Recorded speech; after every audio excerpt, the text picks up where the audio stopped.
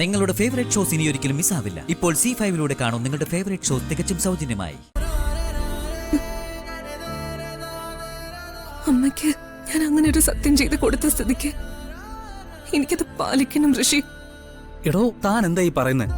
തനിക്ക് ജാതകദോഷം ഉണ്ടെന്ന് കരുതിയല്ലേ അമ്മ തന്നോട് സത്യം വാങ്ങിയത്? യഥാർത്ഥത്തിൽ തനിക്ക് അങ്ങനെ ഒരു ദോഷമില്ലല്ലോ.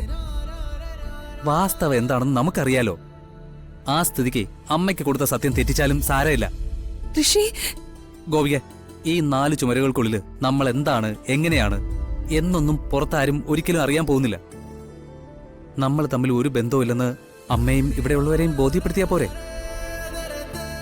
അതിനു പുറമെ നമുക്ക് എല്ലാവരുടെ മുന്നിലും അകലം പാലിക്കുകയും ചെയ്യാം, പ്രത്യേകിച്ച് അമ്മയുടെ മുന്നിൽ. അല്ല ഋഷി, അത് അമ്മ. താനിത് കുടിച്ചേ, കുടിക്കടോ.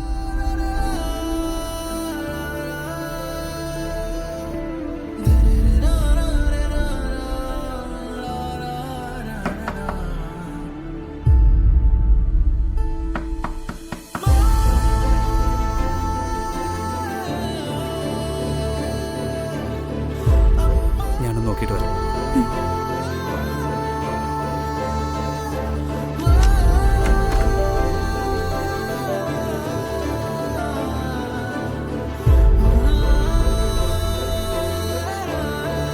എന്താ അമ്മ കാര്യം? മോനെ, വളരെ പ്രധാനപ്പെട്ട ഒരു കാര്യം പറയാനാ ഞാനിപ്പോ വന്നേ. ഇപ്പൊ അത് പറഞ്ഞില്ലെങ്കിൽ ശരിയാവില്ല. അമ്മ കാര്യം പറ. ഞാൻ കുറച്ചു മുമ്പ് ഓർത്തത്, മണ്ഡലക്കാലം തുടങ്ങിക്കഴിഞ്ഞു. ഇത്തവണ നീ 41 ദിവസം വ്രതം എടുത്ത് മല ചവിട്ടണം. അല്ല അമ്മ, ഞാൻ ഏയ്, എതിർത്തൊന്നും പറയാൻ നിൽക്കണ്ട. ഇതെന്റെ നേർച്ചയാ, ഈശ്വര കാര്യ. ഇതിന് തടസ്സം പറയാൻ ശ്രമിക്കുന്നത് പാപമാ. നിന്റെ വിവാഹം കഴിഞ്ഞതിനെ തുടർന്നുള്ള സാഹചര്യങ്ങൾ കണക്കിലെടുത്ത അമ്മ ഇങ്ങനെ ഒരു നേർച്ച നേർന്നത്.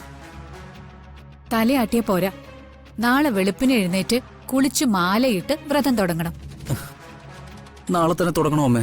വേണം, നാളെ തന്നെ വ്രതം തുടങ്ങണം.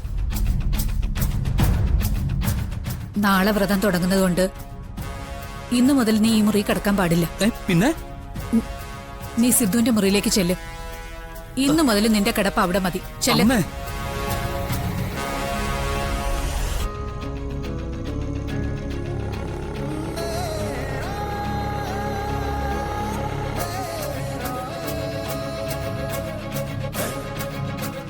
ഗോപിക, ഞാൻ പറഞ്ഞത് കേട്ടല്ലോ.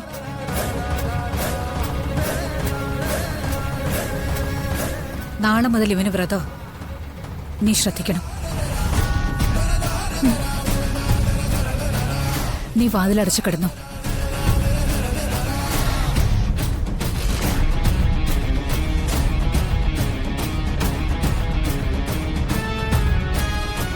എടാ, നീ സിദ്ധുവിന്റെ മുറിയിലേക്ക് ചെല്ല്. അല്ലമ്മേ, വരാനാ പറഞ്ഞേ. വരാൻ.